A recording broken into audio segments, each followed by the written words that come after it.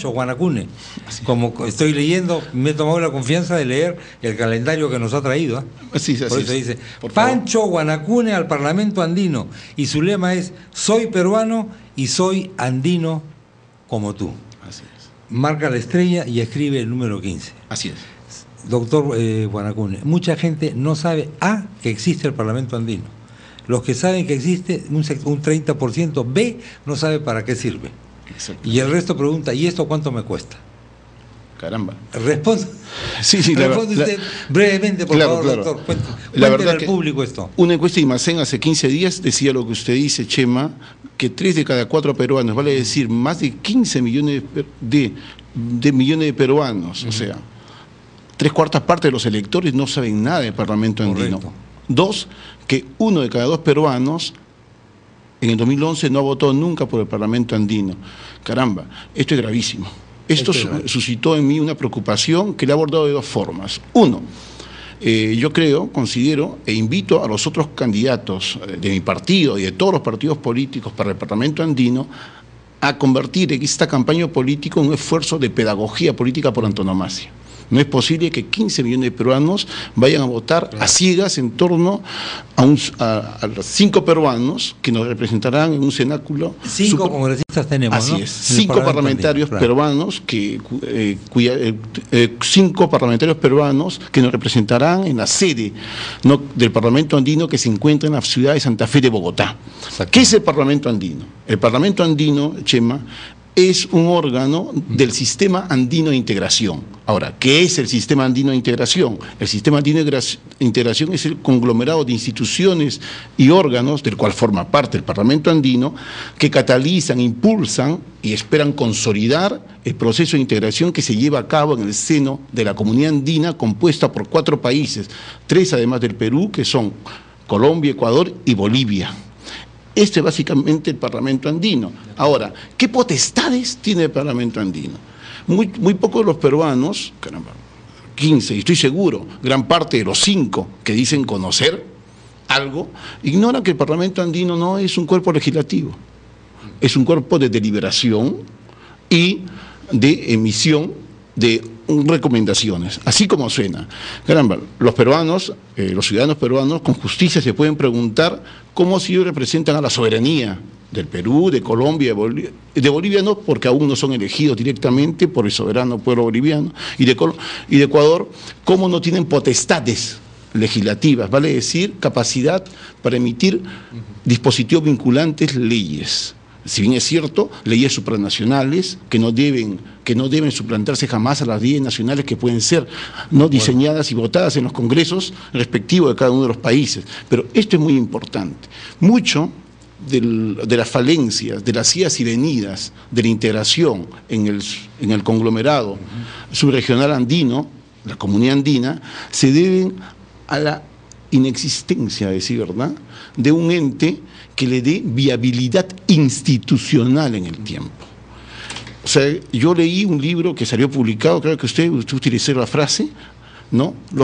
Yo soy aprista, yo retomaba a mi manera, tal como lo muestro en este libro que va a ser publicado, ya ha sido publicado por internet, está disponible, Reflexiones sobre la integración andina, 2, y que va a ser publicado e impreso este jueves, van a salir varios miles de ejemplares que estarán a disposición de quien lo deseen. Yo a mi manera he retomado la posta que dejó nuestro fundador Haya, que no se equivocó cuando lanzó esta tesis de la integración política y continental para los países al sur del Río Grande, ¿no?, en América. Ahora, daría la impresión de que no se puede deliberar localmente, o sea, hay veces que se crean organismos quizás con una cierta ilusión, pero después anularlos es un poco difícil. Por ejemplo, la OEA, que sirve para casi nada, es casi como un refugio de diplomáticos a los que hay que darles una chamba por un tiempo.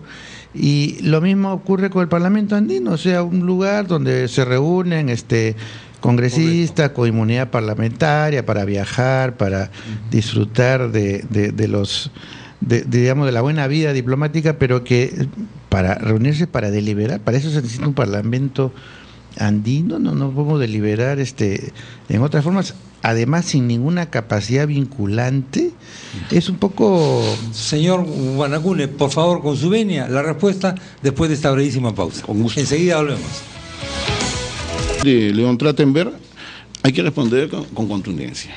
En el sentido de que, si bien es cierto, un parlamentario andino no tiene potestades legislativas, tiene al menos intactas, los estatutos así lo muestran, a nivel de representación, vale decir, de servicio a su base que lo eligió, que es el país en el conjunto, porque estas elecciones son de cobertura nacional. El distrito electoral único, así todo el es, país. Imagínense la desmesura para alguien que es parlamentario andino, y que siendo parlamentario andino... Un número pequeño, además de congresistas. Exactamente. Es proporcional a la población. Efectivamente. Ahora, imagínense, Perú con 30 millones... Tienen solamente 5, es realmente muy pequeño, ¿no? Es muy pequeño. Quiere decir, cada uno de ustedes representaría a 6 millones de peruanos. Así. Digamos, grosso modo. Un poco grosero, pero... Como en Colombia, cada uno de los parlamentarios colombianos representa 9 millones. Así. Claro. 9 por 5, 45, es más o menos la población. En Ecuador es 14 entre 5, más o menos 2.6 por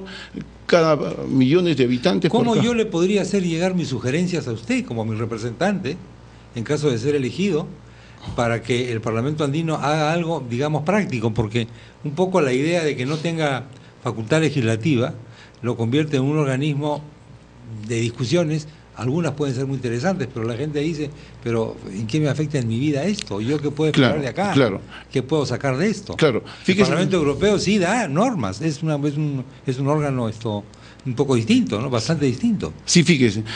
Los parlamentarios andinos, yo con esto no quiero entrar en las críticas de cada uno, de lo que han hecho los parlamentarios, no es mi propósito en esta ocasión. Los parlamentarios andinos mantienen intactas sus funciones de representación y de control. O sea, si no las han ejercido como tal, bueno, no es problema del Parlamento andino tal como existe, sino de quienes nos representan. No fueron elegidos. Yo creo por eso que las elecciones son un momento de excelencia para superar estos impases que plantean los elegidos. Ahora, hablando del tema electoral, suponiendo que el APRA superase la valla electoral del 5%, a lo más, con suerte, habría un parlamentario andino del APRA. Y ahí estás compitiendo con Luis Nava, que es el favorito de Palacio de Gobierno, ¿no? ¿Cómo va a funcionar esa competencia? Bueno, yo creo en mi estrella, en la estrella aprista. Yo soy un aprista de toda la vida, yo tengo una larga trayectoria, a pesar que nunca he participado en una elección nacional, tengo una larga trayectoria en el seno del partido, ampliamente conocido, he sido secretario general de la cédula aprista de París, cuando he radicado en Francia durante 17 años.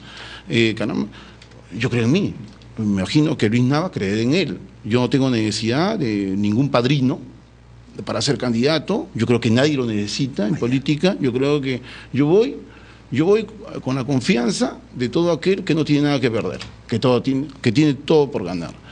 Soy consciente de los momentos difíciles en términos electorales, pero soy consciente de que quien no juega no gana, y aquí en política hay que participar, y sobre todo a sabiendas que cuando uno en el seno del partido ha enarbolado las banderas del cambio y la renovación, que es lo que necesita el APRA en particular y todos los partidos políticos en general, y todos la bandera de la honestidad. Sobre ese punto, ha habido denuncias dentro del partido sobre irregularidades en materia justamente de nominación de los candidatos al Parlamento andino.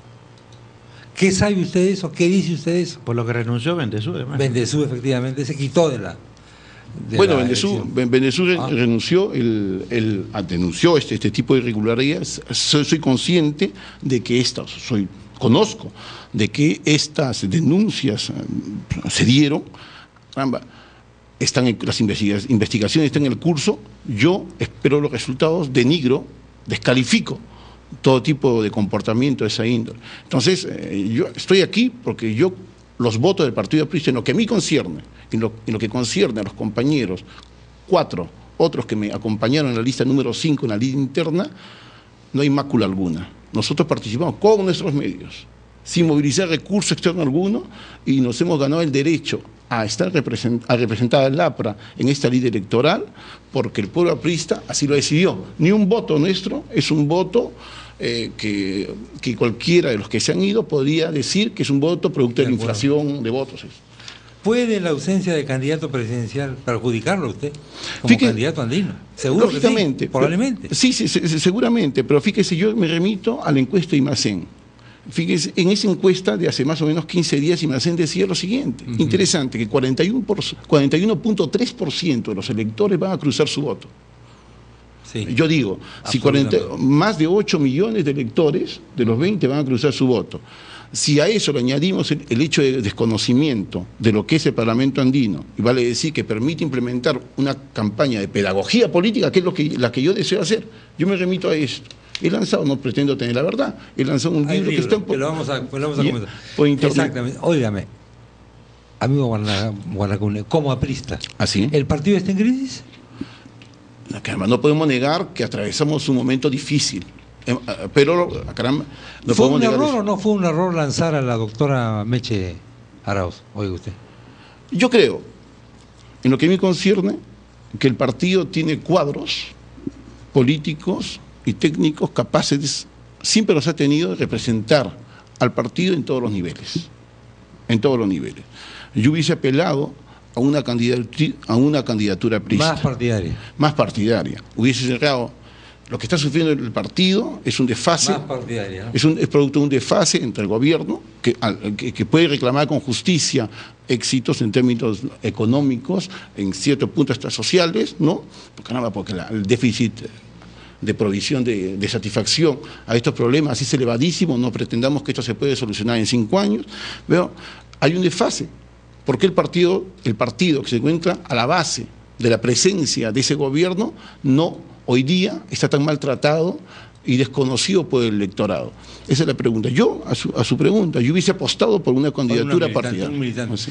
Finalmente, doctor, los electores que van a votar por usted y los que no van a votar por usted, pero usted también va a representar, porque esto es un distrito electoral único. ¿Cómo van a hacer para comunicarse con usted cuando esté en las alturas del Parlamento andino, en el parnaso de estas discusiones, etcétera, etcétera?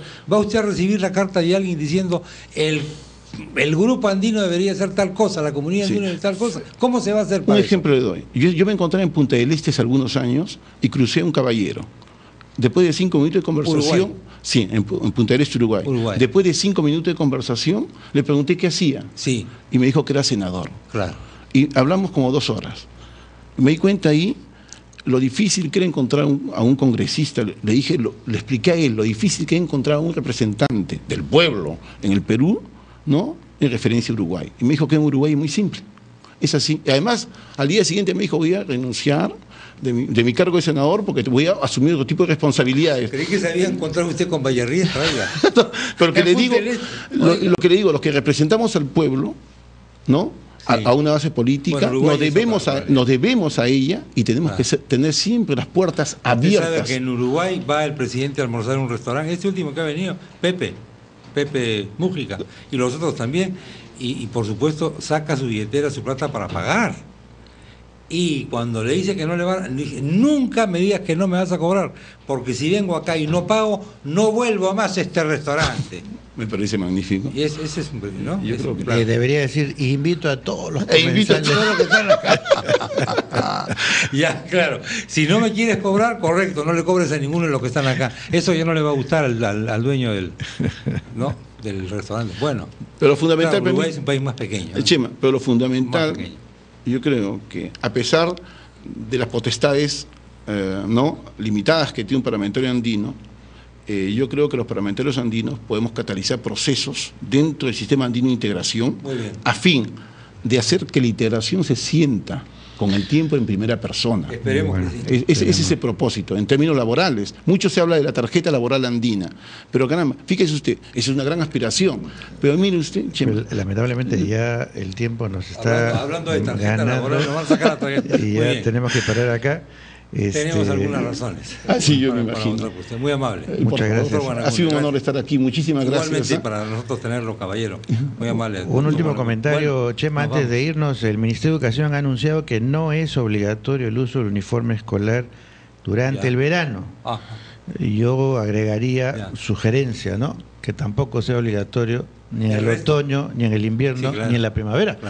Y entonces sería más coherente que decir, compren un uniforme, pero que no van a usar en el verano. Cuidado con el sol, ¿no? Cuidado con los rayos ultravioletas, son peligrosísimos. Muy bien.